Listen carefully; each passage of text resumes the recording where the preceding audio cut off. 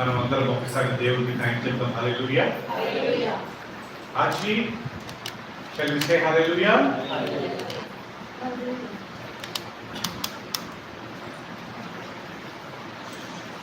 తిరిగి ప్రభు మనందరినీ తన సన్నిధికి చేర్చినందుకు ప్రభుకు నేను వందనాలు చెల్లిస్తూ ఈరోజు బైబిల్ స్టడీ పాఠానికి మనం ఎంచుకున్న అంశం ఏంటంటే ప్రియులారా, పాత నిబంధన కాలంలో ఇశ్రాయేలు జనాంగానికి దేవుడిచ్చిన 7 పండగలు. పాత నిబంధన కాలంలో ఇశ్రాయేలు జనాంగానికి దేవుడు ఇచ్చిన 7 పండగలు. ఆ రోజుల్లో దేవుడు వారికి ఏం చెప్పాడంటే, మీరు ఈ 7 పండగలు ఆచరించండి, సంతోషించండి. ఎందుకు ఆ 7 పండగలు ఇచ్చారంటే శ్రీరా, ఒక్కొక్క ఇన్సిడెంట్ నుంచి దేవుడు వారిని కనిపించినందుకు ఆ యొక్క ఇన్సిడెంట్ లేకపోతే ఆ ఘటనను జ్ఞాపకం చేసుకుని సంతోషించడానికి. ఇప్పుడు ఎగ్జాంపుల్ పస్కా పండుగ కదా మనం నేర్చుకున్నాం చాలా సార్లు. పస్కా పండుగ అంటే ఏంటి? గొర్రెపిల్లను వధించి దాని రక్తాన్ని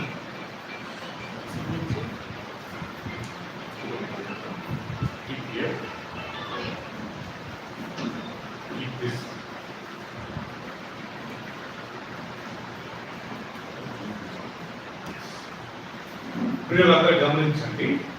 పస్కా పండుగ అంటే గొర్రె పిల్లలు కదా, గొర్రెలు కాదు, ఆడగొర్రెతో గొర్రెతో కలిసిన గొర్రె కాకుండా గొర్రె పిల్ల, ఏ పాపం ఎరగని గొర్రె పిల్ల తీసుకొని దాన్ని వధించి దాని యొక్క రక్తం ఒక పల్లెంలో పోసి, ఇస్సోప్ అనే ఒక చిన్న చెట్టు ఉండేది అనమాట, ప్లాంట్. అది ఆల్మోస్ట్ 20 ఇంచ్ బ్రష్ బాగా ఉంటుంది. ఆ బ్రష్తో తలుపుల ద్వార బంధాల మీద దాన్ని రాసినప్పుడు దేవుడు చివరి తెగుళ్ళు 10 తెగుళ్ళు పంపించాడు కదా. ఆ చివరి తెగుళ్ళు వచ్చినప్పుడు దేవుడు ఏ ఇంటికైతే ఆ రక్తం ఉందో ఆ ఇంటిని దాటి ఏ ఇంటికి రక్తం లేదో తలుపులకు ఆ ఇంట్లో దొరబడి వాళ్ళ మొదటి కుమారుని చంపేశాడు ఆ దేవుడు. ఆ దేశం అంతటా రాజు మొదలుకొని చెరసాలలో ఉన్న ప్రతి ఒక్కరి కుటుంబంలో రోదన, వేదన, అంగలాలకు, ఏడుపు. పెద్ద కుమారుడు దేవుడు చంపేశాడు. ఎందుకు చంపాడంటే శ్రీలా, ఇదే రాజు మోషే పుట్టినప్పుడు ఆయన ఎవరు చెప్పారు, మోషే అనే వ్యక్తి పుట్టాడు, అతడు ఈ యొక్క ఐగుప్తు దేశానికి అధికారి అవుతాడన్నప్పుడు ఈ రాజు తెలిసి చిన్నపిల్లలందరినీ చంపించాడు. ఏ రోజు రాజునైనా ఒక రాజు ఉండేవాడు కొత్త నిబంధనలో. యేసుక్రీస్తు పుట్టిన విషయం తెలిసిన తర్వాత అతను ఏం చేశాడంటే అందరు చిన్నపిల్లలు 2 సంవత్సరాల లోపల ఉన్న పిల్లలందరినీ చంపించాడంట. చాలా సాడ్గా ప్రవర్తించాడు. సో అందుకే దేవుడు ఏం చేశాడంటే, ఇశ్రాయేలు జనాంగంలో ఉన్న వారిని నువ్వు చంపిస్తావా అని చెప్పి దేవుడు గారి వాళ్ళ జ్యేష్ఠ కుమారులందరినీ చంపించాడంట. పిల్లరా, వారి కుటుంబాలలో ప్రతి ఇంట్లో ప్రతి ఇంట్లో ఏర్పడితే ఎంత ఘోరం పిల్లరా, అందరూ చూస్తున్నారు. కానీ ఇశ్రాయేల్ జనాంగంలో, ఇశ్రాయేల్ కుటుంబాలలో వాళ్ళు హ్యాపీగా వీళ్ళు ఆ రొట్టెను, ఆ యొక్క గొర్రె మాంసంలో వాళ్ళు కాల్చుకొని వాళ్ళు తింటున్నారంట. కానీ ఐగుప్తుల కుటుంబంలో మాత్రం రోదన, వేదన, ఏడుపు, అంగలాకు, ఒకటే రకమైన కేకలు, బాధలు, ఒకే ఆవేదనలు. అది దేవుడు ఇశ్రాయేలు జనాంగానికి చెప్పింది ఏంటంటే, మీరు బ్రతికినన్ని రోజుల వరకు ఈ పండుగను మీరు ఆచరించాలి. ఆ రోజు ఒక కుటుంబము 2 కుటుంబాలు కలిసి ఒక గొర్రెపిల్లను తీసుకొని దాన్ని వధించి మీరు డిన్నర్ చేసుకోండి. ఆ డిన్నర్ చేసుకున్నప్పుడు ఆ సంఘటనను జ్ఞాపకం చేసుకుని మన పిల్లలకు చెప్పాలా, నానా ఇది ఆయనకే హనీ ఇట్లా. ఎందుకు mummy why are we doing this festival అంటే వాళ్ళకి చెప్పాలా, ఒకప్పుడు దేవుడు 10 తెగులు పంపించాడు. 10వ తెగులప్పుడు ఎల్డర్ సన్ అందరిని దేవుడు చంపించాడు. సో కానీ ఇశ్రాయేల్ జనాంగంలో ఎవరికి చావు రాలేదు. అది మనం జ్ఞాపకం చేసుకుని మనం మరణం నుంచి దేవుడు తప్పించాడు. మరణం నుంచి తప్పించినట్టే కదా. సో కాబట్టి మన పిల్లలకు చెప్పాలి. అట్లా దేవుడు ఇశ్రాయేల్ జనాన్ని చెప్తుందంటే ఇది నిత్యము మీకు నిబంధనగా ఉండాలి. రైట్. ఈ యొక్క పస్కా పండుగతో పాటు పులియని రొట్టె పండగ. పస్కా అనేది ఆ గొర్రెగా సంబంధించింది. అండ్ అదే రోజు రొట్టెలుగా తినాలి. కానీ ఈ గొర్రె మాంసంను ఈ యొక్క పస్కా బలిని అదొక రోజు తింటే ఈ రొట్టెలు మాత్రము 7 రోజులు తినాలి. ఈ రొట్టెకు యేసుక్రీస్తు శరీరానికి సంబంధం ఉంది ప్రియులా. ఈ రొట్టెకు యేసుక్రీస్తు 5 రొట్టెలు 2 చేపలు పంచిన దానికి కనెక్షన్ ఉంది. మనం ఇప్పుడు చూస్తాం. ఎంత అద్భుతం ప్రియులా. ఓల్డ్ టెస్టమెంట్ జరిగిన ప్రతి ఒక్కటి న్యూ టెస్టమెంట్ కనెక్ట్ అయింది. దేవుడు యేసుక్రీస్తు 5 రొట్టెలు 2 చేపలు పంచాడు. పంచిన తర్వాత అందరు తిని మళ్ళా మరుసటి రోజు వచ్చారంట. ఎందుకు వచ్చారు? రొట్టెల గురించి వచ్చారు, వాక్యం వినడానికి కాదు.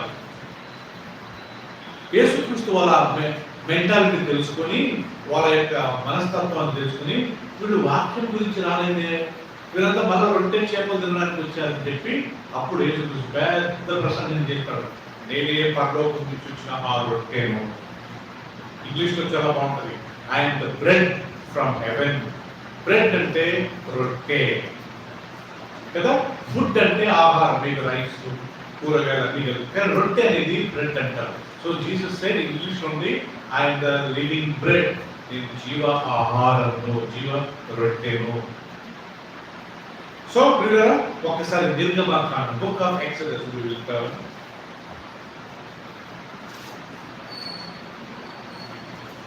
12వ అధ్యాయము. ఇప్పుడు అదే పండుగలో పార్ట్ 2 ఈ రొట్టెల పండుగ గురించి మనం ఒకసారి ఈరోజు చూసుకుందాం. ప్రియుగా బుక్ ఆఫ్ ఎక్సోడస్ 12:8 నేను చదువుతాను. దయచేసి మీరందరూ గమనించండి. మీకు అందరికి వినబడేటట్టు నేను చదువుతాను, గమనించండి. 12వ అధ్యాయము 8వ వచనం మనం గమనించినట్లయితే ఇక్కడ ప్రభు అంటున్నాడండి, ఆ రాత్రి వారు అగ్ని చేత కాల్చబడిన ఆ మాంసంను పొంగని రొట్టెలను తినవలెను, చేదు కూరలతో దాన్ని తినవలెను. ఇక్కడ మాంసము ప్లస్ రొట్టె గురించి రాస్తూ దాంతో పాటు మీరు చేదు కూరలతో దాన్ని తినవలను అంటాడు. 11వ వచనం, మీరు దానిని తినవలసిన విధమేమనగా మీ నడుము కట్టుకొని మీ చెప్పులు తొడుగుకొని మీ కర్రల చేత పట్టుకొని త్వరపడుచు దానిని తినవలెను. అది యెహోవాకు ఏ బలి? పస్కా బలి. పులియని రొట్టెలు ఆ యొక్క మాంసంతో పాటు, ఆ గొర్రెపిల్ల మాంసంతో పాటు ఏం తినాలంట? పులియని రొట్టెలు తినాలి, పొంగని రొట్టెలు తినాలి. ఎందుకు పొంగని రొట్టెలు తినాలా, ఎందుకు పులియని రొట్టెలు తినాలంటే ఇలా పరిమళ ఆ పొంగిన రొట్టెలలో పులుపు ఉంటుందంట.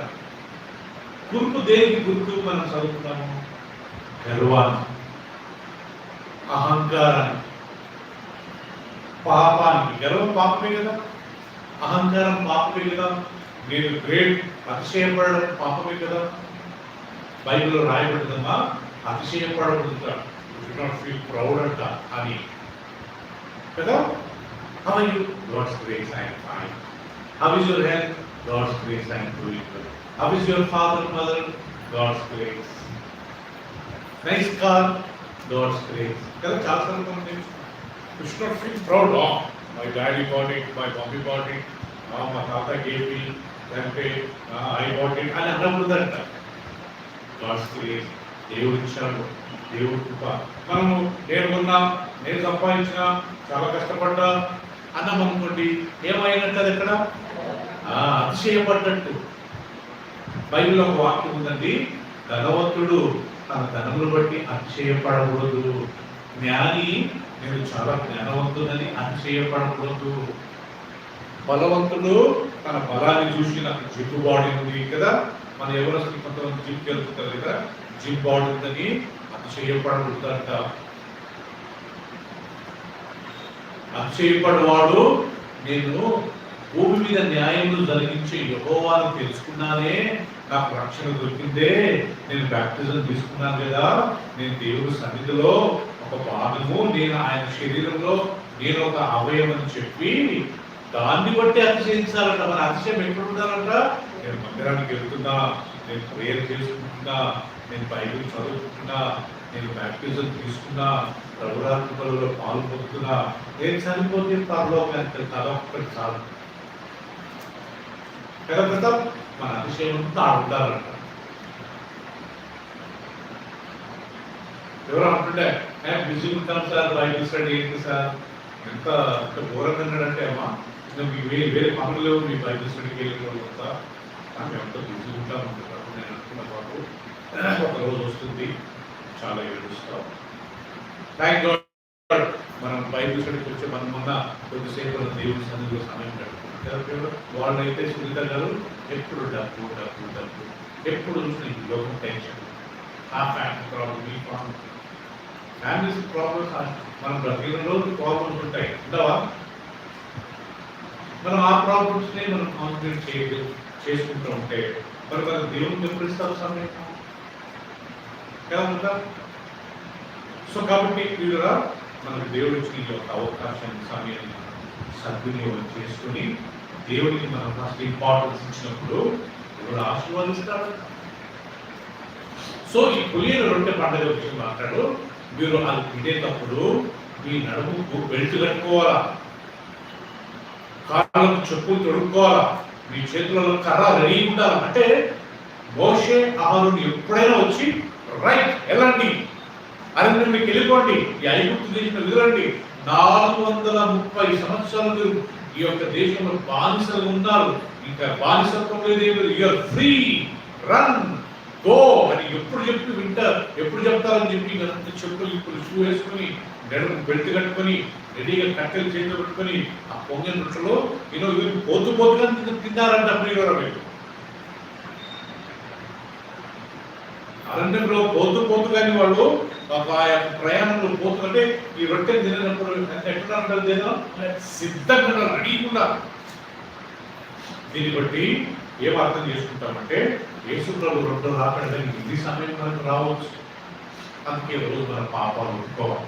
పడుకోకముందు మరియమ్మ గారు ఈరోజు నా ఏమైనా తప్పుంటే క్షమించని అడగాలి, అందరితో సమాధానం ఉంటారు. మన పాపాలు ఒప్పుకుండా పడుకున్నాం అనుకోండి, ఆ రాత్రి యేసు ప్రభు వచ్చాడే అనుకోండి, ఆ రాత్రి మనం చనిపోయాం అనుకోండి, పరలోకానికి వెళ్ళమంట. అందుకే ఎవరైనా పాపం పెండింగ్ పెట్టకూడదంట. ఏ రోజు పాపం ఆ రోజు ఒప్పుకోవాలా. అందరూ చేసుకుంటారు కదా అని అనుకోకూడదు. ఎవరి పాపాలకు వాళ్ళే జవాబుదారి కాబట్టి వాళ్ళు చేస్తున్నారు, వీళ్ళు చేస్తున్నారని మనం చేయం. వాళ్ళు మాట్లాడారు, వీళ్ళు మాట్లాడారని మనం మాట్లాడదు. మనం అది తప్పు అని మన మనస్సాక్షి కనిపించినప్పుడు, వాక్యం ప్రకారం అది పాపం అని తెలిసినప్పుడు మనం ఆ వ్యక్తి దగ్గరకు, దేవుని దగ్గరికి వెళ్ళి తక్షణమే క్షమాపణ అడిగి సారీ చెప్పి మన దేవుని సన్నిధిలో మనము పాప క్షమాపణ కోరాలి. సో ఇక్కడ ఏముందంటే ఆ యొక్క రొట్టెలు తినేటప్పుడు లేకపోతే ఆ యొక్క రుచి కూర్చోనా మీకు నెక్స్ట్ టైం మీరు ఫస్ట్ వస్తే six friend because this little one cannot see కదా, ముందు వచ్చి కూర్చోండి. హైట్ వచ్చేదనుకోండి మీరు వీపు తలకాయలు తీసుకోవచ్చు. అందుకని ఓకే అని next time you and your brother your big people no, so you come and friend, okay, that you can I can able to see friend. So ప్రియులారా, మనం ఇక్కడ గమనించినాము ఈ రొట్టె ఎన్ని రోజులు తినాలంట? 7 రోజులు తినాలి. మీకు ఎంతమందికి తెలుసో లేదో, కర్నూలు జిల్లాలో రొట్టెల పండుగ అని చేస్తారు. అన్ని రకాల రొట్టెలు తీసుకుని వస్తారమ్మా. జొన్న రొట్టెలు, గోధుమ రొట్టెలు, రాగి రొట్టెలు, సజ్జలు కదా, సజ్జల అన్ని రకాల రొట్టెలు నేను ఎప్పుడు పోలేదు. కానీ టీవీలో ఒకరోజు TV9 న్యూస్లో కర్నూలు డిస్ట్రిక్ట్ లో రొట్టెల పండుగ, మై గాడ్ ఎన్ని దుకాణాలు ఉన్నాయో, ఎన్ని షాప్స్ పెట్టారో. నెల్లూరు ఓకే. సో ఈ రకంగా రొట్టెల పండుగ వాళ్ళు చేసేవాళ్ళు. ఈ రకంగా వీళ్ళు ఇక్కడ ఇది ఎక్కడి నుంచి నేర్చుకున్నారంటే ఇక్కడ ఎన్ని రోజులంట 7 రోజులు దాన్ని చేయాలి. సో ఇక్కడ చేసినప్పుడు ఫస్ట్ రోజు మీరు గ్యాదర్ కావాలా, తక్కిన 6 రోజులు పనులు చేసుకోవచ్చు. మళ్ళా 7వ రోజు కానీ మళ్ళీ గ్యాదర్ అయ్యి ప్రేయర్ చేసుకొని ఆ యొక్క ఇన్సిడెంట్ గుర్తు చేసుకొని మీరు ఆ రొట్టెలు మీరు తినాలి. First day and 7th day what should you do? You should remember and eat. So ఆ రకంగా ప్రియులరా ఈ రొట్టెల పండుగ ఎన్ని రోజులు చేసుకుంటా 7. ఆ వాక్యం చూసుకుందాం ప్రియులరా. ఇప్పుడు 15వ వచనం చూసుకుందాం. 12:15 7 దినములు పులియని రొట్టెలను తినవలెను. మొదటి దినమున మీ ఇళ్ళల్లో నుండి పొంగినది పారవేయవలెను. మొదటి దినము మొదలుకొని 7వ దినము వరకు పులిసిన దానిని తిను ప్రతి మనుషుడు ఇశ్రాయేలులో నుండి కొట్టివేయబడును. ఆ మొదటి దినమున మీరు పరిశుద్ధ సంఘముగా, 7వ దినమున పరిశుద్ధ సంఘముగా కూడుకొనవలెను. చూసారా కదా, ఎప్పుడెప్పుడు గ్యాదర్ కావాలంటే పనులు first day and 7th day. Book of Exodus. ఇప్పుడు మా టాపిక్ ఏంటంటే 7 పండుగలలో మొదటి పండుగ పస్కా పండుగలో ఒకటి గొర్రె పిల్లను బలించి గొర్రె పిల్లను ఆ యొక్క మాంసం తినడమే కాకుండా రోస్ట్ని కాల్చబడ్డదాన్ని, దాంతోపాటు రొట్టెలు తీసుకోవాలి. ఈ కాల్చిన మాంసం ఒకరోజే, కానీ రొట్టెలు 7 రోజులు. రొట్టె 7 రోజులు, మాంసము ఒక్కరోజే. ఎందుకంటే ఆ మాంసము 2 రోజులు పెట్టుకుంటే ఏమవుతుందంట, పాడైపోతుంది. అందుకే దేవుడు దాన్ని మీరు ఏం చేయాలా, పడేయాలి, లేకపోతే కాల్చివేయాలి. ఫస్ట్ రోజు గ్యాదర్ అయ్యి అందరూ ప్రేయర్ చేసుకొని ఆ ఇన్సిడెంట్ గుర్తు చేసుకుని రొట్టెలు తినాలా. మళ్ళా ఆ రోజు మళ్ళీ గ్యాప్ తీసుకొని మీ పనులు చేసుకోవచ్చు. మళ్ళా 7వ రోజు కానీ పనికి వెళ్ళకుండా మళ్ళీ గ్యాదర్ అయ్యి గుర్తు చేసుకుని ఆ రొట్టెలు మీరు తినాలి కదా ప్రియులారా. సో 17వ వచనం చూస్తున్నామా.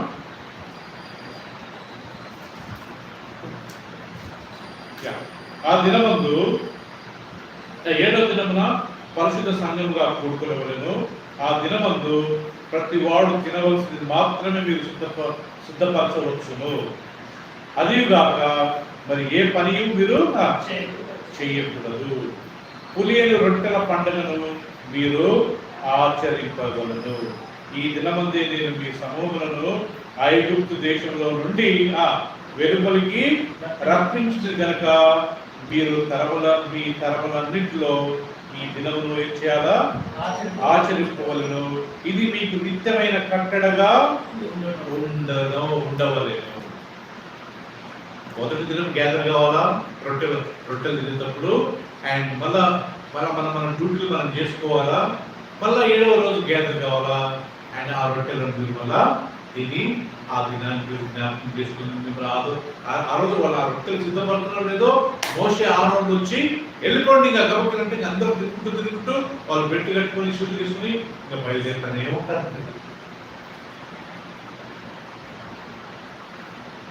రైట్. 19వ వచనం 20వ వచనం చూసుకుందామండి.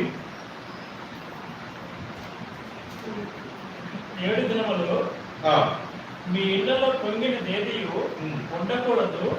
పులిసిన దానిని తినువాడు అన్నిడే గాని ఏ దేశంలో పుట్టిన వాడే గాని ఇశ్రాయేలుల సమాజంలో ఉండక కొట్టివేయబడను. పులిసిన రొట్టెని తింటే అతను కొట్టివేయబడంటే చంపబడతాడు. పాత నిమిషంలో చాలా స్ట్రిక్ట్ ఉండేవాడు. ఒకే తల్లిదండ్రులకు లోబడకుంటే శిక్ష ఏంటి, రాళ్ళతో కొట్టి చంపేవాడు. వ్యభిచారం చేస్తే ఏం పాపం, ఏం శిక్ష, డెత్తే. విగ్రహాలు చేస్తే డెత్తే, మరణమే. దొంగతనం చేస్తే మరణమే, వ్యభిచరిస్తే మరణమే.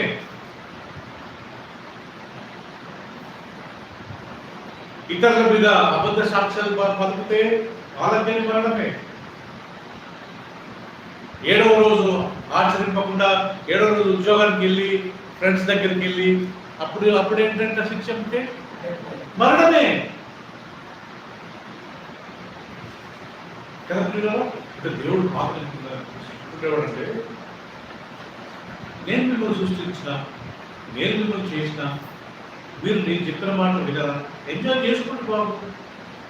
6 రోజులు కదా అని you work 6 days. Sunday you work and those days. Sunday you work, Monday you work, Tuesday you work, Wednesday, Thursday, Friday, Saturday నాకు ఇవ్వండి. 6 రోజులు మీరు ఎంజాయ్ చేసుకుంటే డ్యూటీకి వెళ్ళండి, కాలేజెస్కి వెళ్ళండి, ఫ్రెండ్స్ దగ్గరికి వెళ్ళండి కదా పిల్లలు. ఎవరైనా పిక్నిక్ వెళ్తే వెళ్ళండి. కానీ ఒక రోజు దేవుడికి సంబంధించింది, ఆ రోజు నాకు సంబంధించి మీరు రండి. ఎవరెవరైతే దేవుడికి ఇవ్వాల్సిన సమయం ఇవ్వరో దేవుడి వాక్యం రాయబడి వాళ్ళు శాపగ్రస్తులు అంటారు. మీరు ఏదైనా కారణం ఇవ్వండి. ఊరికి వెళ్ళాము, కూతురు దగ్గరికి వెళ్ళాము, కొడుకు దగ్గరికి వెళ్ళాము కదా పిల్లరా. ఆదివారం ఒక రోజు మనం వెళ్ళకూడదు. వెళ్ళినా అక్కడ ఉన్న లోకల్ మందిరానికి మనం వెళ్ళి దేవుడిని ఆరాధించుకోవాలి. ఫంక్షన్కి వెళ్ళాము, పెళ్లికి వెళ్ళాము, ఏదైనా వెళ్ళొద్దని ఎవరు చెప్పట్లే. కానీ ఆ ఆదివారం నాడు మనం పరిశుద్ధం కాబట్టి మనం ఎక్కడన్నా ఏం చేయాలంట, అక్కడ సంఘానికి వెళ్ళి ఇక్కడ కూడి అక్కడికి వచ్చే దేవుడిని ఆరాధించినట్టు మంచిగా. వీళ్ళు మన రిచి వీళ్ళంతా మనాలి వెళ్ళారు, ఇప్పుడు మనాలి. వీళ్ళు ఆదివారం మందిరానికి వెళ్ళారు, ఎందుకు వెళ్ళారంట కదా. అంత మంచిగా అట్ట వెళ్తే ఎక్కడికి వెళ్ళొచ్చు, బాధ్యతలు వెళ్ళొచ్చు, మామూలుకి వెళ్ళొచ్చు కదమ్మా, చార్మినార్కి వెళ్ళొచ్చు, ఓల్డ్ సిటీకి వెళ్ళొచ్చు. మేము కానీ ఇప్పుడు బాగా అంటున్నాం వెళ్ళొచ్చు. కానీ ఆ ఆదివారం నాడు మనకు దగ్గరలో ఏదైనా మందిరం ఉంటే ఏం చేయాలంట మనం అంటే అది ఎవరికి సంబంధించిన దినం అంటారు, దేవుడికి సంబంధించిన. సో ఇక్కడ చక్కగా రాయబడింది పిల్లల, మీరు ఆ రోజు అంటే పాత్ర ప్రతిదానికి ఒక శిక్ష ఏంటంటే మరణ శిక్ష. ముఖ్య విద్య ఆశ్చర్యం అనిపిస్తుంది. ఒక్కొక్క ఆజ్ఞకు లోబడలేదనుకో ఏంటి ఆడ శిక్ష, మరణ శిక్ష. అంటే నా వాటికి మీరు లోబడరా, నాకు మీరు ఇంపార్టెన్స్ ఇవ్వరా, అండ్ యూ డోంట్ డిజర్వ్. మీరు బ్రతకడానికి యోగ్యులు కాదు, మీరు లోకంలో జీవించడానికి యోగ్యులు కాదని వాళ్ళంతా వాళ్ళని రాళ్ళతో కొట్టేవాడు, చంపేవాడు. సో దీన్ని బట్టి మనం ఏం అర్థం చేసుకుంటామంటే ఇది మీకు జీవితకాలం అంతా ఇశ్రాయేలు జనాంగాన్ని చెప్తున్నాడు. మీకు జీవితకాలం అంతా అదే ఆచారంగా మీరు పండుగలని ఆచరించాలి. ఓకే పిల్లరా, మొదటి రోజు కూడాలి, తర్వాత 7వ రోజు కూడి మనం దాన్ని జ్ఞాపకం చేసుకుంటే అన్యుడు ఎవరు దాన్ని తినకూడదు. అంటే దీనికి మాట చెప్పాలంటే బైబిల్ యూదులు మాత్రమే తినాలా, ఇశ్రాయేలు మాత్రమే తినాలా, హీబ్రీయులు మాత్రమే తినాలా. ఇది న్యూ టెస్టిమెంట్ దేన్ని పోలుస్తాము, ప్రభు రాత్రి పనులను ఎవరు పట్టు వాళ్ళు తినకూడదు. ఎవరు తినాలా, ప్రభుని నమ్ముకొని బాప్తిసము తీసుకున్న వాళ్ళే. బాప్తిసం తీసుకున్న తర్వాత మన పాత జీవం వెళ్ళిపోవాలన్నప్పటి నుంచి మనం పాత జీవితం కంటిన్యూ చేసినాం అనుకోండి, బాప్టిజం తీసుకున్నా కానీ ప్రయోజనం ఉండదు. మేము అందరూ చూపించుకోవచ్చు నేను బాప్టిజం తీసుకున్నానని, కానీ అదే పాపంలో ఉన్నాం అనుకోకే బాప్టిజం తీసుకుని లాభం ఉందా? బైబిల్ ఏముంది, ఎవరైనా క్రీస్తులో ఉంటే అక్కడ నూతన సృష్టి, పాతవన్నీ గతించిపోయినవి, ఇదిగో సమస్తము నూతన మైండ్. మనం బాప్టిజం తీసుకుని ఇంకా తాకుతున్నాం అనుకోండి, ఇంకా స్మోకింగ్ తీసుకున్నాం అనుకోండి, ఇంకా గర్ల్ ఫ్రెండ్ బాయ్ ఫ్రెండ్ ఇక్కడ పెట్టుకున్నాం అనుకోండి, ఇంకా సినిమాలకు వెళ్ళి అబద్ధాలు చెప్పి మోసాలు చేసి ఏం ప్రతాప్ ఇక్కడ చేసినాం అనుకోండి, బాప్టిజం తీసుకుని ఏం లాభం నుంచి లాభం ఉందా? మనమే మోసం చేసి నేను అంటాను, నేను చూస్తానా, దేవతను ఏమైనా చూస్తాడా, నన్ను నేను చూస్తానా, నేను ముఖ్యంగా చూస్తానా, ముఖేష్ నన్ను చూస్తాడా? సో బ్యాప్టిజం తీసుకున్న ప్రతి ఒక్కరు మార్పు రావాలి జీవితం. తల్లిదండ్రులతో మంచిగా మాట్లాడాలి, అందరితో మంచిగా మాట్లాడాలి కదా కదా, అందరితో ప్రేమ ఉండాలి, అందరితో సమాధానం ఉండాలి. మనకు వీళ్ళు ఎవరైనా తప్ప అనిపిస్తాం అనుకున్నాము మానుకోవాలి. అన్యుడు ఎవరైనా ఈ రొట్టెనో తినకూడదు, ఈ యొక్క మాంసం తినకూడదు. ఎవరు తినాలా? యూదులు మాత్రమే దాన్ని తినాలా, ఇశ్రాయేల్ జనాంగం మాత్రమే తినాలా. ఎవరైనా అన్యులు తినాలంటే ప్రతాప్ ఏం చేయాలంట? ఆ అన్యులు యూదుల కలవాలా, కలిసి యెహోవా దేవుని తెలుసుకోవాలా, వాళ్ళు సున్నతి పొందాలా. సున్నతి పొందిన తర్వాత వాళ్ళు కానీ అన్యులు కానీ, దానికి ఇప్పుడు ఎగ్జాంపుల్ మనం అంతా హిందూ బ్యాక్గ్రౌండ్ నుంచి వచ్చినవాడు కదా. మరి మ్యాక్సిమం మనం ఇక్కడ కూర్చున్నప్పుడు మ్యాక్సిమం అయినంత వరకు మనం హిందూ బ్యాక్గ్రౌండ్. మనము ఇప్పుడు ప్రభురాత్రి బదులు తీసుకున్నాం. ఎందుకు? మనము బాప్టిజం తీసుకున్నాం, తీసుకుంటూ నమ్ముతున్నాం.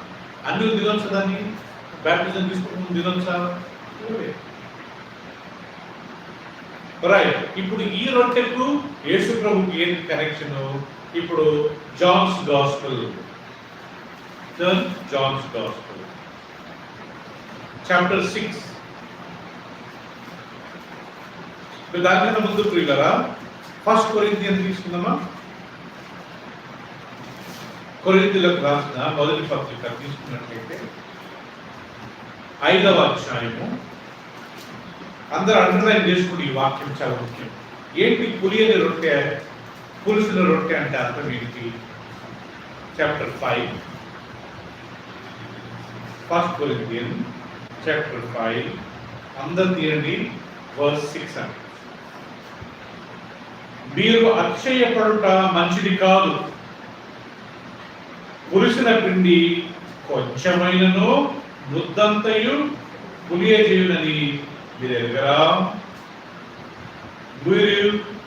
మీరు పులిపిండి లేనివారు కనుక క్రొత్త ముద్ద అవుటకై ఆ పాతదైన పులిపిండిని తీసి పారవేయడి.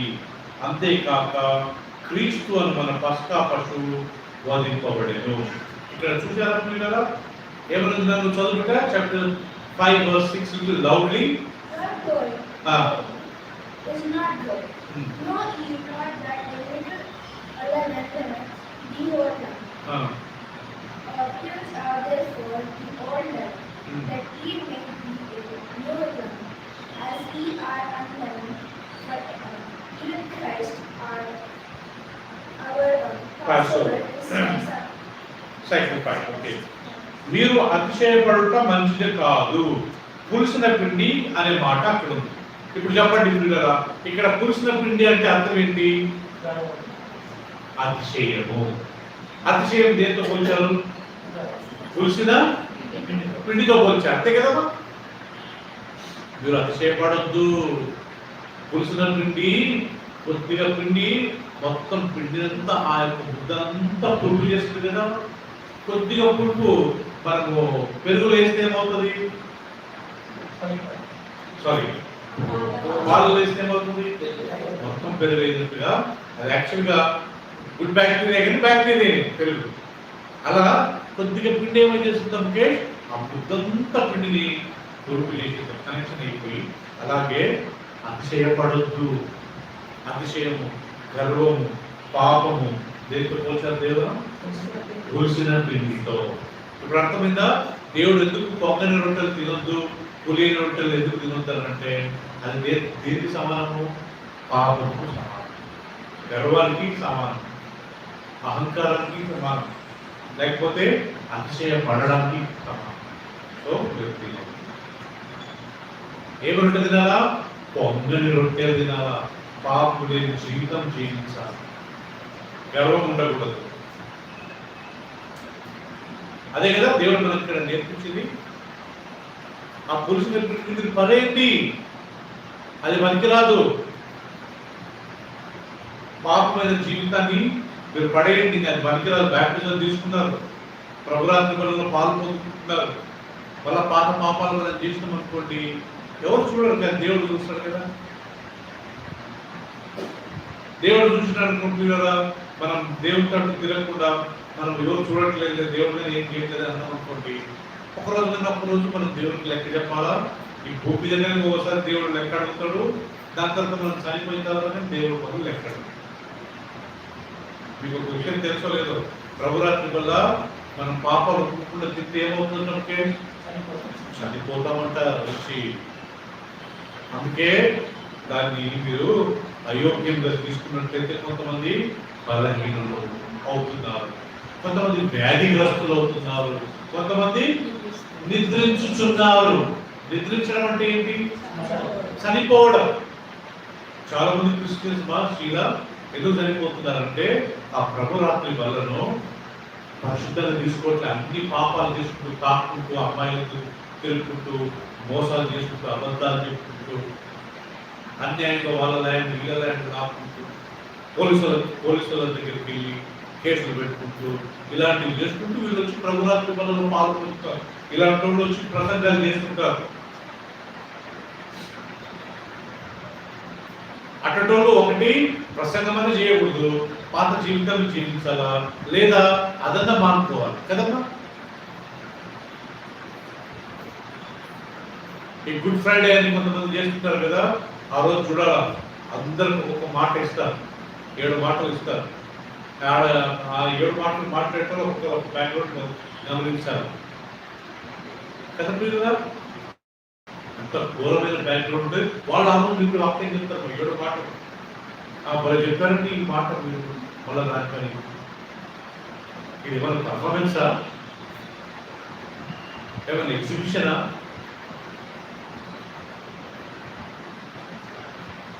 ఏం ప్రతాప్, ఎప్పుడైనా వాక్యం ఇస్తే నేను యోగ్యంగా లేకపోతే ఒక బ్రదర్ నేను చెప్పేంత యోగ్యం కాదు మానుకో, ఒకరు నేను చెప్పాను లేక చెప్తున్నామంటే మన పాపాలు ఒప్పింది, దాని జోలికి వల్ల పోకూడదు.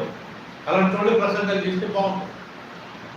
నువ్వు చేసేది చేసుకుంటూ కదా, లంచాలు తీసుకుంటూ, లంచాలు ఇచ్చుకుంటూ, మోసం తీసుకుంటూ, అన్యాయమైన జీవితం జీవించి వాళ్ళ ల్యాండ్ ఇళ్ళ ల్యాండ్ కొట్టేసి మన అకౌంట్లో తప్పులు రాసుకుంటూ వీళ్ళంతా వచ్చి ప్రసంగాలు చేస్తే జస్ట్ ఊహించండి ఎలా ఉంటుంది పిల్లలు, ఒకసారి ఆలోచించండి, ఘోరం ఉంటుంది.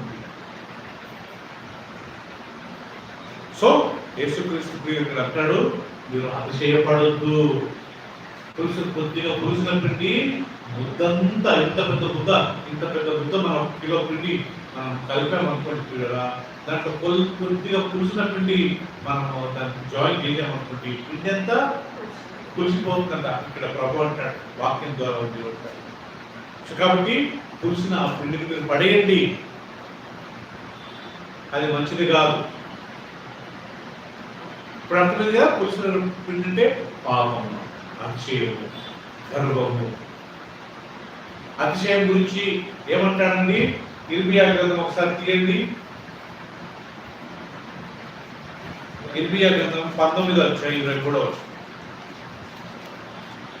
అతిశయము, గర్వము గురించి ప్రభు ఏమంటున్నాడు ఒకసారి చూడండి. ఐ థింక్ 23:19 ఒకసారి చూద్దామా? నేను తప్పు చెప్పాను అనుకుంటాను.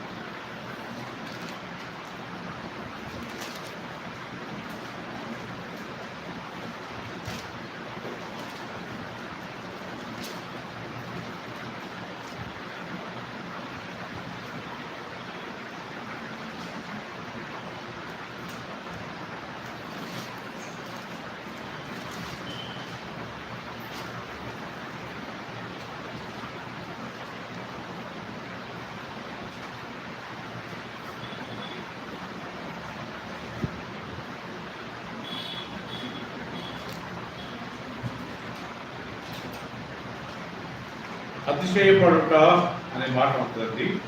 ధనవంతుడు తన ధనమును బట్టి అతిశయింపక, జ్ఞాని తన జ్ఞానమును బట్టి అతిశయింపక.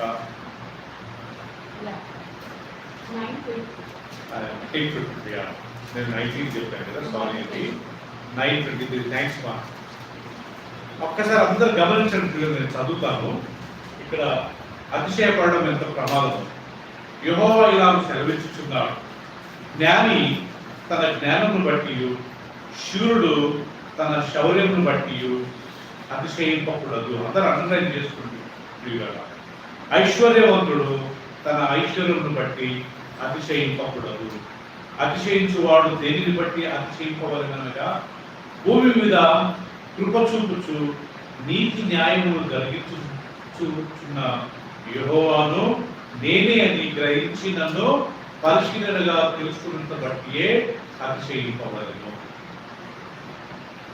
ఏమ్మా, అతిశయించేవారు దేని గురించి అతిశయించుకుంటారట? వారి యొక్క జ్ఞానాన్ని బట్టి అతిశయించుకుంటారు. నాకన్నా తెలివిలో లేడు అనుకోకూడదు. నాకన్నా చదువులో నాకంటే తెలివిలో లేడు, నాకంటే స్మార్ట్ లేదు. నిజం లేరా? నాకంటే తెలివిలో పౌలు ఏమంటాడు కొరింథీయులకు రాసిన పత్రికలో, మీరు అనేకులు జ్ఞానవంతులు లేరు, అయినా కానీ దేవుడు జ్ఞానవంతులను సిగ్గుపరచుటకు జ్ఞానం లేని మిమ్మల్ని ఎన్నుకున్నాడు అంటాడు. ఇంకొక మాట చెప్పాలంటే 9:23 ఇర్మియా 9:20. సో జ్ఞానం లేని మిమ్మల్ని ఎన్నుకున్నాడు. ఇంకొక మాట చెప్పాలంటే దేవుడు ఎన్నుకున్న మనందరం ఒకప్పుడు ఎవరు మాట? జ్ఞానము లేనివారు. ధనవంతుడు తన ధనమును, ఐశ్వర్యవంతుడు తన ఐశ్వర్యమును బట్టి, మాకు డబ్బు ఉంది, బంగారం ఉంది, కార్లు ఉన్నాయి, ఏమిటి 4-5 ఇల్లులు ఉన్నాయి, పొలాలు ఉన్నాయి, అతిశయించబడాలా?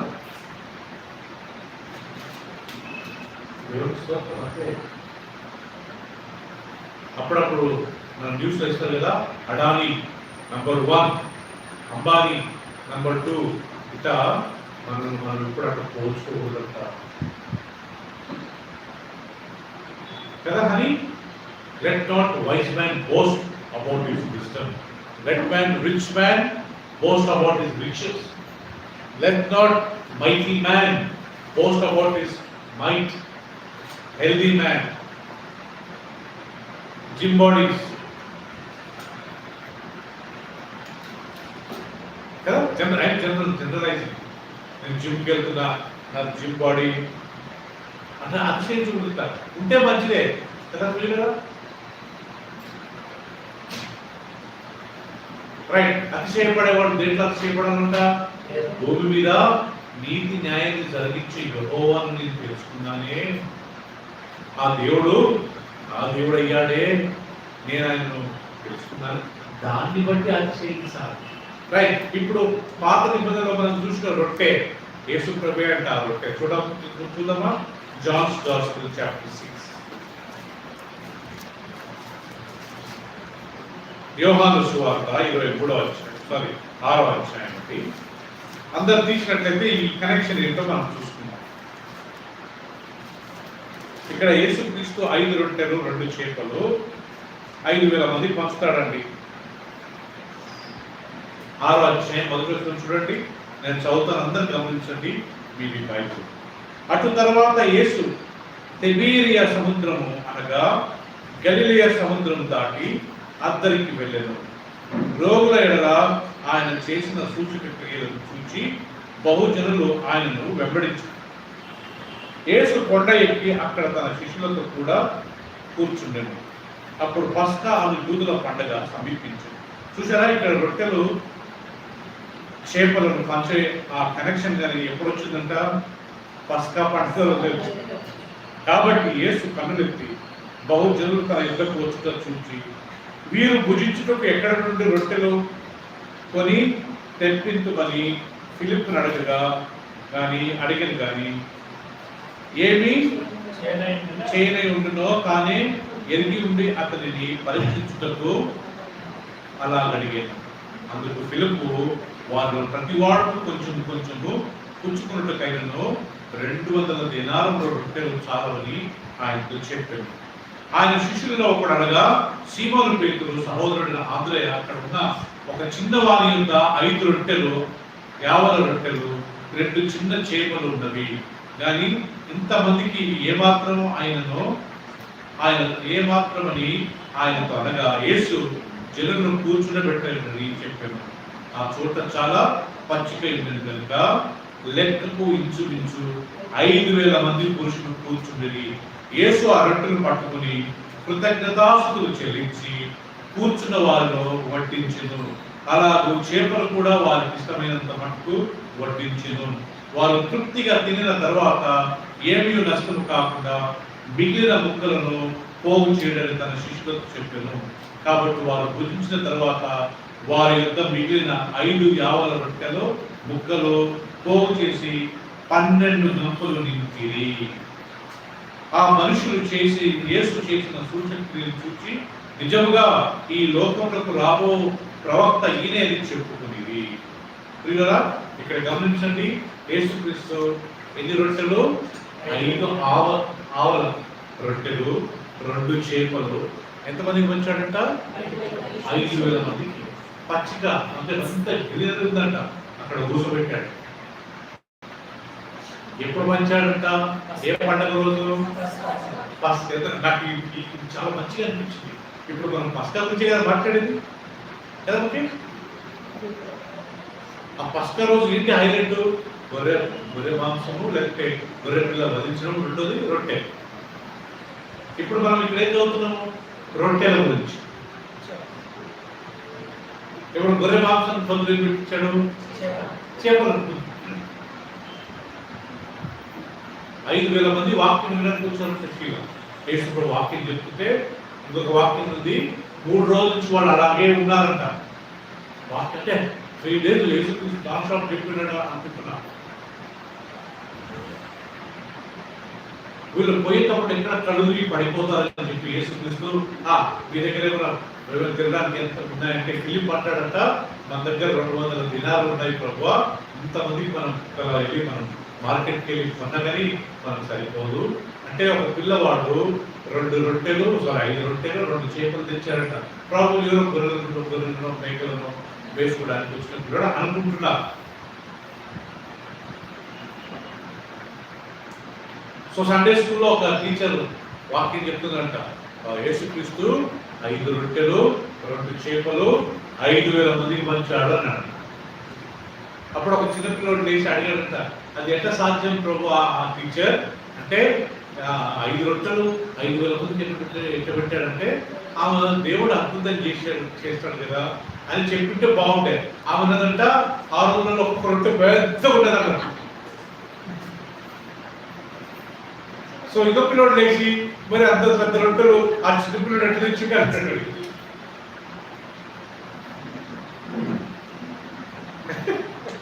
కదా. అంత పెద్ద రొట్టెలు మరి ఆ చిన్న పిల్లడు ఎట్లా పట్టుకుని వచ్చాడు అని అన్నట్ట. కూర్చోబెట్టిందట. సో ఇక్కడ పాయింట్ ఏంటంటే దేవుడు అద్భుతం చేస్తాడు. రైట్ పిల్లడు ఇక్కడ 5,000 మందికి పంచాడు. వేస్ట్ కాకుండా 12 గంపలు అన్ని పోగు చేశాడు. జరిగింది ఏంటంటే శీల మరుసటి రోజు మళ్ళా వీళ్ళంతా యేసు ప్రభు దగ్గరికి వచ్చారు. ఎందుకు వచ్చారు? మళ్ళా రొట్టెలు చేపలు తినడానికి వచ్చారు. యేసు ప్రభు వాళ్ళ ఇంటెన్షన్ అనుకున్నాడు. అప్పుడు చెప్తారు చూడండి.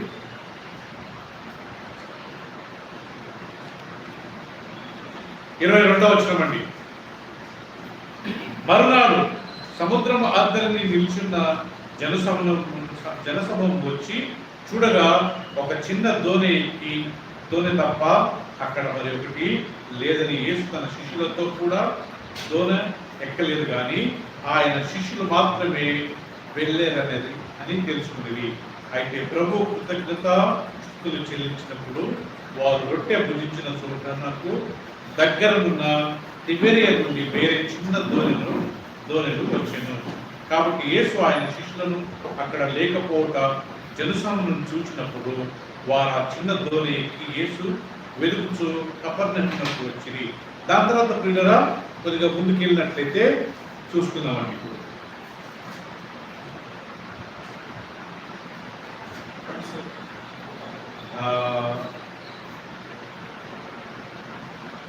రైట్ 26వ వచనం నుండి, మీరు సూచనలను చూచడం వలన కాదు, కానీ రొట్టెలు భుజించి తృప్తి పొందుట వలనే నన్ను వెలుగుచున్నారని మీకు నిశ్చయముగా చెప్పుతున్నాను.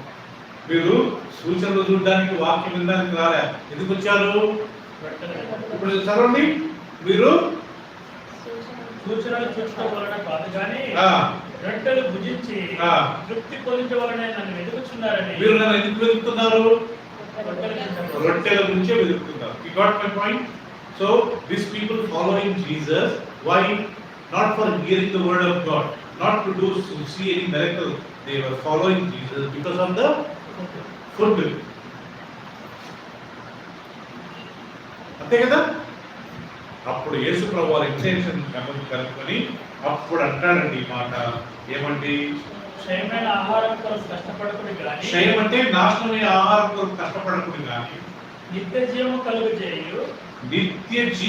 కలుగజేయు చేయు అక్షయమైన ఆహారం కొరకే కష్టపడండి. అది మీరు క్షయం అంటే నాశనమయ్యే ఫుడ్ గురించి వెతకండి, తిండి గురించి రావద్దు కదా పిల్లరా.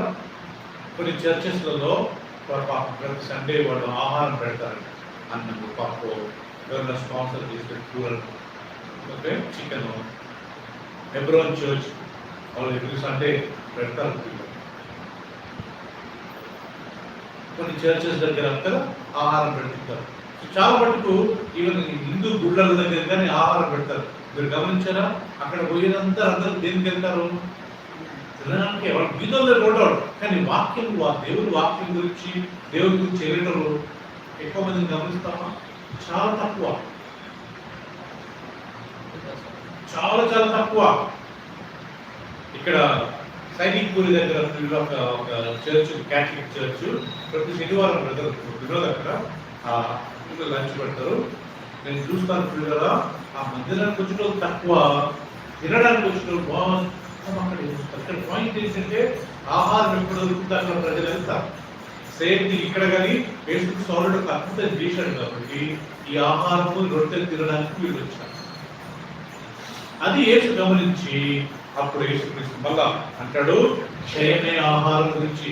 క్షయం అంటే నశించే ఆహారం గురించి వెతకండి. ఈ తిండి ఏ పాటుదండి? మనం కొంచెం కష్టపడి ఎవరైనా పెడతారు కదా. 100 రూపాయలు వస్తే ఈజీగా 1 కిలో బియ్యం తెచ్చుకొని, కొన్ని కూరగాయలు తెచ్చుకొని మంచిగా తినవచ్చు. కానీ మనం దేవుణ్ణి వెతకాల. అక్షయము అంటే నాశనం కాని ఆహారము. నాశనం కాని ఆహారం ఏంటి? యేసు ప్రభు అంటాడు, నేనే జీవాహారము, పరలోకం నుంచి వచ్చిన రొట్టె నేనే, నన్ను తినండి, నన్ను వెతకండి, అప్పుడు మీకు నిత్య జీవం దొరుకుతుంది. ఆ కనెక్షన్ లోనే యేసుక్రీస్తు ఆ మాట అంటాడండి. రైట్. 32వ వచనం. కాబట్టి యేసు, పరలోకం నుండి వచ్చు ఆహారము మోస మీకు ఇయ్యలేదు, నా తండ్రి అయిన పరలోకం నుండి వచ్చు నిజమైన ఆహారం మీకు అనుగ్రహించుచున్నాడు. ఓకే, పరలోకం నుండి దిగివచ్చు, లోకములకు జీవం ఇచ్చున్నది దేవుడు అనుగ్రహించు ఆహారమై ఉన్నదని మీతో నిశ్చయముగా చెప్పుచున్నానని వారు చెప్పు. కావున దాని తర్వాత అంటాడండి, నేనే జీవాహారము. 41. కాబట్టి నేను పరలోకం నుండి దిగి వచ్చిన ఆహారంని ఆయన చెప్పినందున యూదులు ఆయన గురించి సల్లుకొనివి. ఏమన్నాడంటే యేసుక్రీస్తు, నేనే పరలోకం నుండి దిగి వచ్చిన ఆహారము. ఇప్పుడు అర్థమైందా? అది ఇంగ్లీష్ లో చదువుతారా? వర్స్ 41 అని loudly, I am the bread. Verse 41 అంతేనా? Okay. Jews murmured. The Jews that murmured at him because he said, I am the bread which came down from heaven. I am the bread which came down from heaven. పరలోకం నుండి దిగి వచ్చిన ఆహారం నేను. ఇప్పుడు ఇక్కడ clear వాక్యం అండి. ఎవరంట పరలోకం నుంచి దిగిన ఆహారము? యేసుక్రీస్తు. యేసుక్రీస్తు తను తాను దేంతో పోల్చుకున్నాడు? ఆహారం. ఇంగ్లీష్ లో బ్రెడ్. బ్రెడ్ అంటే రైస్ కాదు. బ్రెడ్ అంటే బన్నో, లేకపోతే పావు బాజో, లేకపోతే పావు అంటుంది కదా, లేకపోతే రొట్టెను ఒక కేజీ. ఇప్పుడు మనము దేని గురించి మాట్లాడుతున్నాము? పులియేది రొట్టె గురించి. సో ఇక్కడ యేసుక్రీస్తు అంటాడు, ఆ రొట్టె నేనే, పరలోకం నుండి దిగి వచ్చిన ఆహారం నేనే.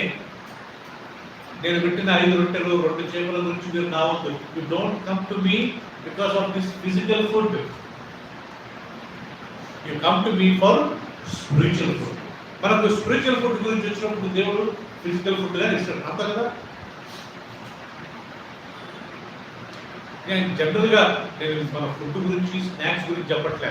జనరల్గా మనం దేవుడు నిజంగా వెతికినప్పుడు మనకు తిండి తప్పదే కదా, పొదవ ఉంటుందా. సో మనం వెంబడించడమే మంచి ఇంటెన్షన్తో ప్రభు దగ్గరికి వచ్చినప్పుడు, మందిరానికి వచ్చినప్పుడు దేవుడు తప్పకుండా మనం ఆశీర్వదిస్తాడు. He will give us good food, spiritual food. యేసుక్రీస్తు ఆ రొట్టె తీసుకుని ఆ రాత్రి, ఇదే మీ కొరకు కొట్టబడిన నా శరీరం. కరెక్ట్ అయిందా?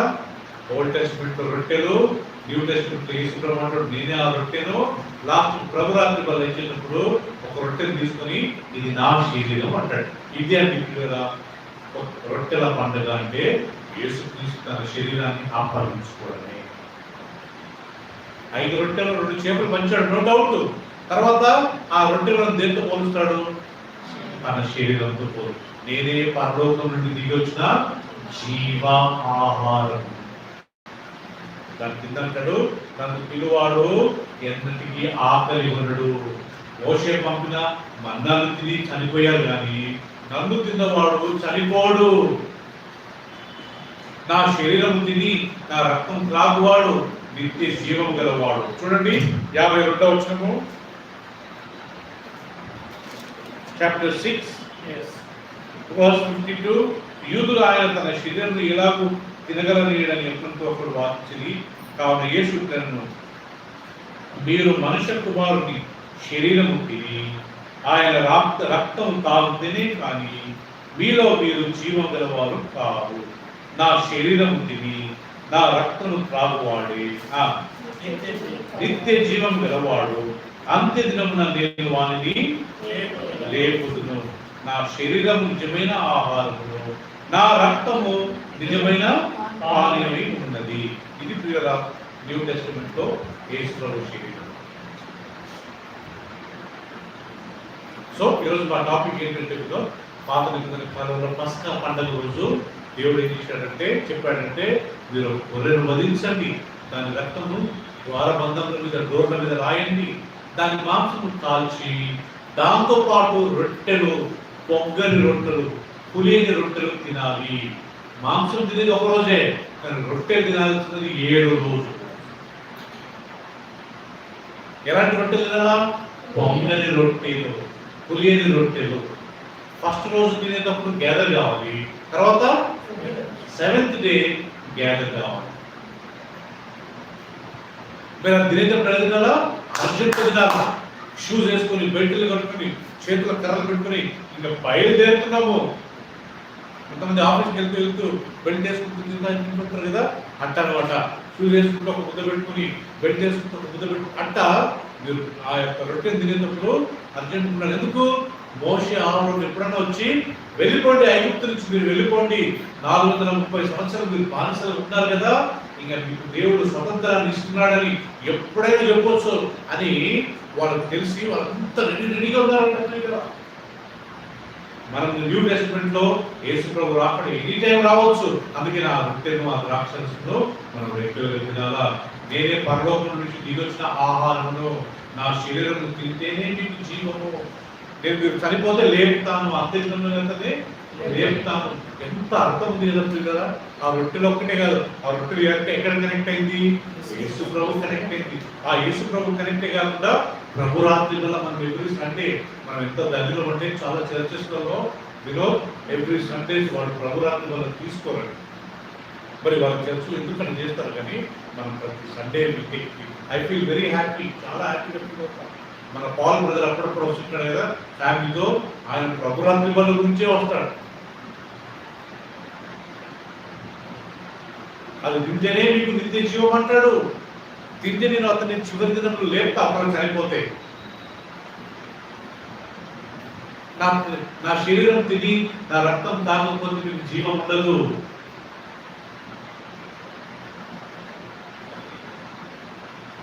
సో పస్కా పండుగ ఓకే, ఆ గొర్రె పిల్ల యేసుక్రీస్తే, ఆ రొట్టె కానీ యేసుక్రీస్తే. ఎంత చక్కటి అర్థం కదా. ఆ రొట్టెను ద్రాక్షరసం ఇచ్చినప్పుడు యేసుక్రీస్తూ చక్కగా అంటాడు, ఇది నా శరీరం, ఇది నా రక్తం, దీన్ని తిని దీన్ని త్రాగువాడే నిత్య జీవం కలవాడు. అప్పుడు చాలా మంది యూదులు ఈయన శరీరం ఎలా తినగలుగుతాము, ఈయన రక్తాన్ని ఎలా తాగుతాము, వీళ్ళు ఏమంటున్నారు, ఒరిజినల్ గా ఆయన శరీరం తినాలా, ఒరిజినల్ గా ఆయన ఫిజికల్ గా ఆయన రక్తం తాగాలనుకున్నాడు శీల. అది యాక్చువల్లీ స్పిరిచువల్ మీనింగ్.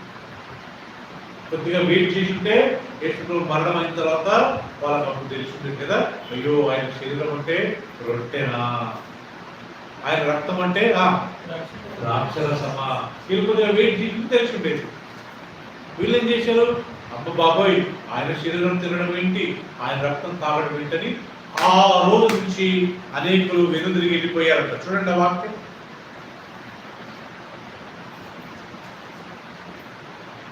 యూదులు 52 ఆయన తన శరీరం ఎలా తినగలిగాడని ఒకరినొకడు వాదించిరి. 66వ వచనం, అప్పటి నుండి ఆయన శిష్యులలో అనేకులు వెనుక తీసి మరి ఎన్నడను ఆయనను వెంబడింపలేదు. ఇంకా ఎప్పుడే కానీ యేసు ప్రభు దగ్గరికి వాళ్ళు రాలేదు. మిస్అండర్స్టాండింగ్ చేసుకోవడం అంటే ఇది. ఇంక మళ్ళా రాలేదంట యేసు ప్రభు దగ్గరికి వీళ్ళు. ఎందుకు? వీళ్ళు ఏమనుకున్నారు, లిటరల్ గా ఆయన శరీరం తినాలా, ఆయన రక్తాన్ని తాగాలా అని అనుకుంటారు. కానీ యాక్చువల్గా యేసు ప్రభు తన శరీరము తన రక్తము దేంతో పోల్చాడు, రొట్టెతో ద్రాక్షరసం. అందుకే వాక్యం వినాలండి, మంచిగా ఉంది, దాని అర్థం ఏంటో తెలుసుకోవాలి. మధ్యలోనే గంపిన మనం కన్క్లూజన్ జంప్ అయ్యి మనకు మిస్అండర్స్టాండ్. యేసుక్రీస్తు ఒకరోజు ఒక విషయం చెప్పారు కదండి, ఒక లేడీ ఒక భర్త, ఇద్దరు భార్య భర్తలు జీవించారు కొన్ని సంవత్సరాలు, భర్త చనిపోయాడు. వాళ్ళ తమ్ముడు ఆమెను చేసుకున్నాడు, ఆయనగా చనిపోయాడు. ఇంకొక తమ్ముడు ఆయన చేసుకున్నాడు ఆమె, ఆయనగా చనిపోయాడు. ముగ్గురు నలుగురు చనిపోయారు. ఇప్పుడు యేసుక్రీస్తు వీళ్ళేమడుగుతారు, మరి పరలోకంలో ఈమెకు ఈ నలుగురులో ఎవరు భర్తగా ఉంటాడు అని అడుగుతారు. అప్పుడు యేసుప్రభు అంటాడు, మీరు వాక్యాన్ని లేఖనాలను మిస్అండర్స్టాండింగ్ చేసుకున్నారు, వాక్యాన్ని అర్థం చేసుకోలేదు. పరలోకంలో పెళ్లికి ఇవ్వడము పెళ్లికి తీసుకోవడం ఉండదు. అందరూ దేవదూతల వలె ఉంటారు. హల్లెలూయా.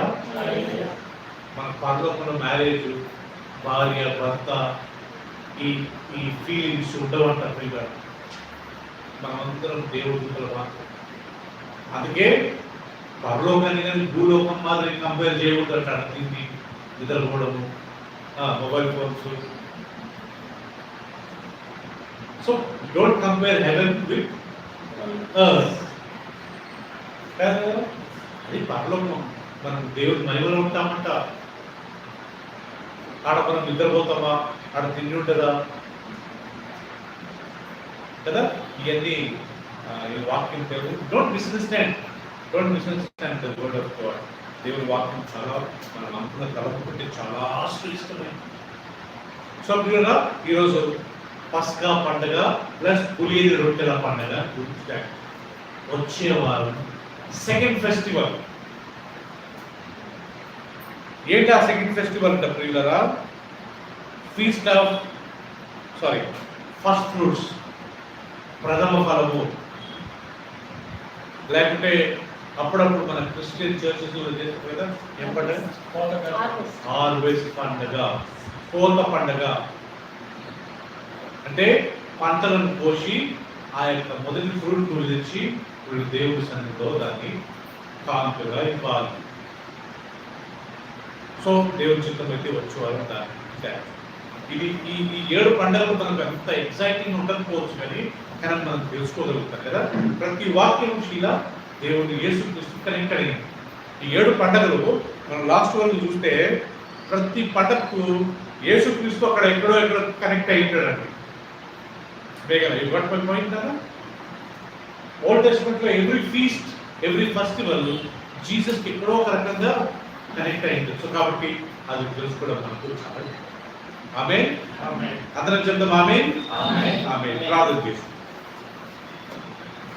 మహోన్నతుడా, పరిశుద్ధుడా, నిన్న నేడు నిరంతరం ఏ చరిత్ర ఉన్న మా ప్రభువా,